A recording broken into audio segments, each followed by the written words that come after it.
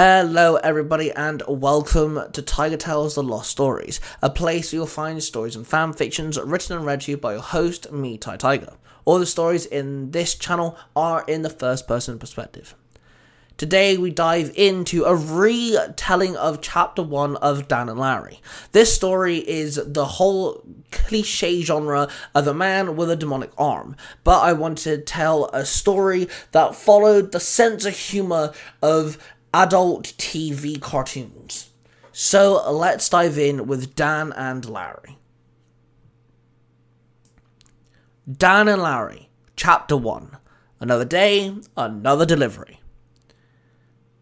I woke up and I kept my eyes closed as the sun filled my room, blinding the darkness that protected my eyes as I closed them. Oi! Hey, wake up! We got shit to do. Larry barked. Oh, come on man, fuck off. I can't be arsed today, I moaned as I rolled over. We have deliveries to make. Larry growled. Yeah, fine, I snapped.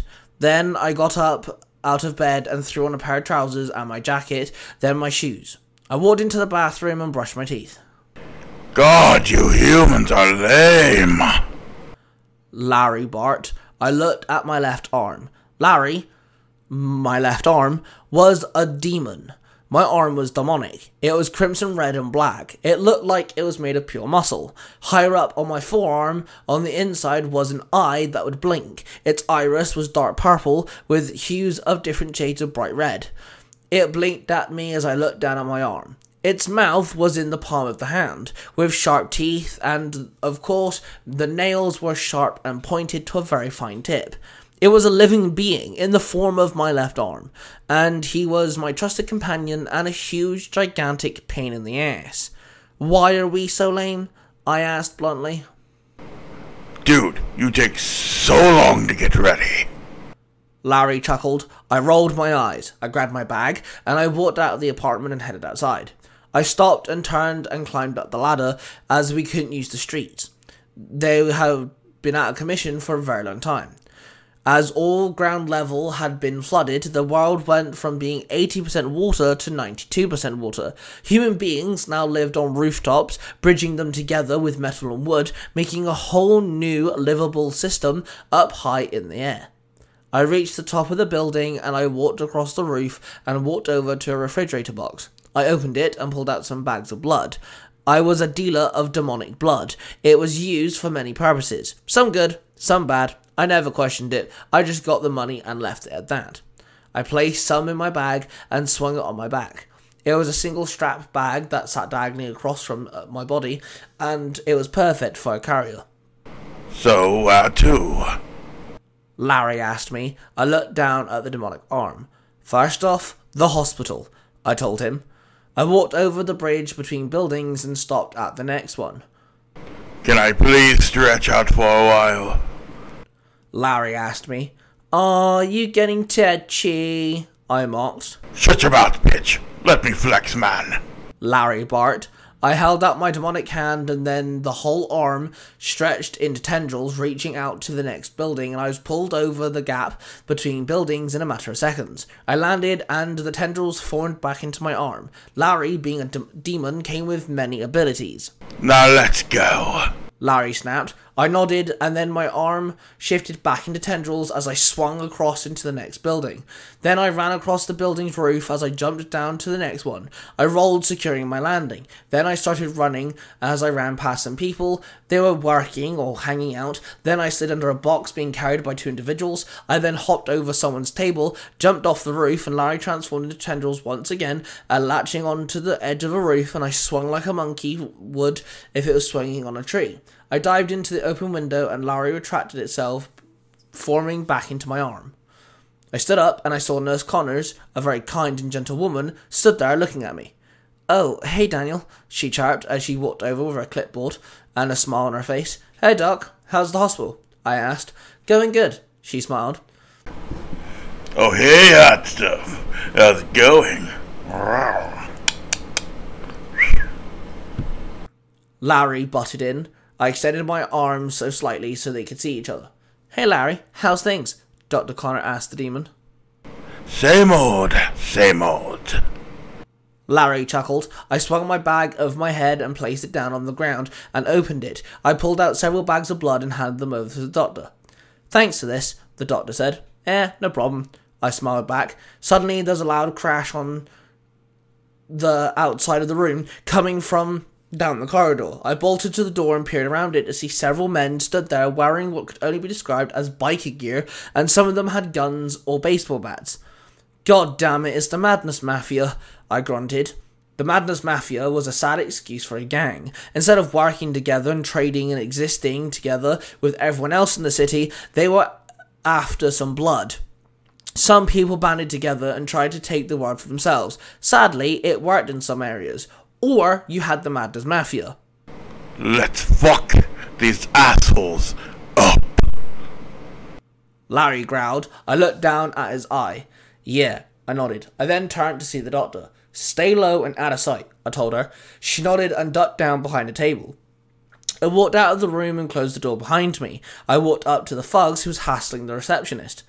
Oh God, it's Dan, one barked. Apparently I made a name for myself. Me and Larry were the only ones who would stand against these thugs. You two bash his head in, one ordered. The two thugs with baseball bats came up to me with their bats raised. One swung for me and Larry, but Larry caught it.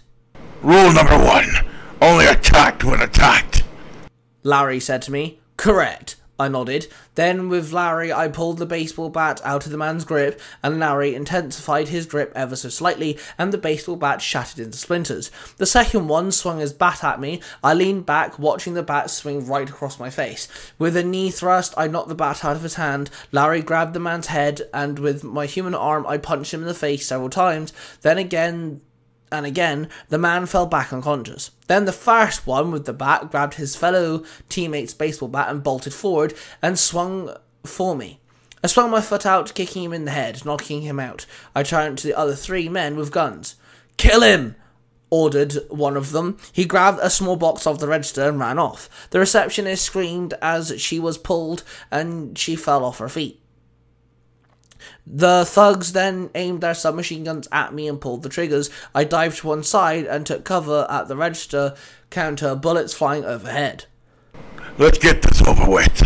Let's try the sharp maneuver, Larry suggested. Yeah, good idea, I nodded, and the demon arm shifted into a sharp-pointed blade, another one of Larry's abilities.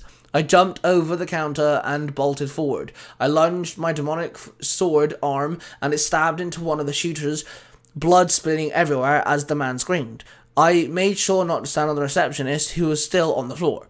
I pulled the blade out and the man dropped to the ground, clenching his stomach. Then I swung the blade and slit the other man's throat. He dropped his gun and clenched his blood-soaked throat as he fell to the floor, making gargling sounds. Now what? Larry asked me. The doctor walked out of her office with a gasp. Oh my God, she said. Sorry, Doc, I panted. Oh no, it's fine, thank you, she said. It was fun, Larry snapped as the blade retracted, turning back into his normal arm form. Doc, they stole the box, the receptionist grunted as she climbed to her feet. Oh crap, the doctor barked. Is it your porn stash? Larry chuckled. Daniel, please, I need you to get that box back. Its content is very important, the doctor pleaded. You will do it for a kiss, Larry joked. I looked in the eye of my demonic arm with a glare. Can you pack it in? I asked him. Then I looked up at the doctor. I know where one of their hideouts is. I can have a look for sure, I told her. Then the doctor hugged me. I said my goodbyes and headed up the open window that I jumped through. I jumped up and out of the window and Larry became tendrils again, latching onto the fire escape, and I swung off, landing on a smaller building. So, what do you think is in the box? A family picture? The cure for cancer? A double-ended dildo? New codes or what? Larry asked curiously. As I ran, I rolled my eyes and headed for one of the Madness Mafia's hideouts. Larry was voiced by Dakota. Now, on with the outro. This podcast is a production of the Three Ranger Bros Studios, in association with Zio to Hero the Podcast. And there we have it, guys. Thank you very much for listening to this story. If you've enjoyed this story, then you might want to check out all of my Tiger Tales channels. I'm going to give you a quick rundown. There's Tiger Tales, the first and the original. This is a place where you'll find stories and fanfictions diving into all sorts of fandoms, including Power Rangers, Pokemon, The Walking Dead, Marvel, DC, Buffy the Vampire Slayer, and so much more. Tiger Tales The Lost Stories follows the same suit, but all the stories on that channel are in the first person perspective. Then there's Tiger Tales Game Over, a channel where all of the storylines are related to video games in some way or another. Then we have Tiger Tales X, where I write official crossovers that aren't needed but are very wanted, and crossovers I thought might work. Then, of course, we have Tiger Tales Mysterious Origins. This is the YouTube channel dedicated to my own original stories. All the stories on this channel are original and my own, and it also answers questions on certain characters throughout my stories like William Cranston, Mr. Pocket, and Ace from the Color Matrix. If you've enjoyed these storylines, then please make sure you check out the following podcasts. Storytime with Cosplay Dude 637, Power Rangers Universe 19, Sailor Moon E, and The Order. And make sure you check out 2 YouTube channels, Nostalgia Time and the One Piece audio drama. They are all written and read to you and edited by Cosplay Dude 637, my Parabatai and best friend. Then make sure you check out the podcast Nerds Through Comics, which is directed by Mark, the Red Corner Ranger. This is where he adapts comic books into audio dramas and also uploads his own original Power Ranger storylines. We are the 3 Ranger Bros Studios, a collaborative project, and we are all voice actors and helpers of each other's stuff, so make sure you go check us out. We're in association with the Zero to Hero podcast, so a huge shout out to Billy and Jim, the co-hosts, and of course the podcast and the community that they lead. If we're shouting out podcasts, I have to shout out Jared, the host of If You Give a Dad a Podcast. Make sure you check it out because he interviews some fantastic guests, from wrestlers to voice actors and the such. And of course, if we're talking podcasts, I have to mention my own, the Tiger Nexus podcast, where I interview content creators and geeks alike. A huge shout out to all my supporters and followers, my voice actors, the people who co-write my chapters, and the sorts. So huge thank you, and of course, a big shout out to A-Crown. Specifically him, because he helps me a lot with some of my stories, specifically the Color Matrix and the chapters that go on Tiger Tales Game Over. Thank you very much guys for listening. Now don't forget to subscribe to the channels, like the videos, and let me know your thoughts in the comments down below. With that being said, I shall see you guys in the next one. That before we can... Don't touch my Pringles.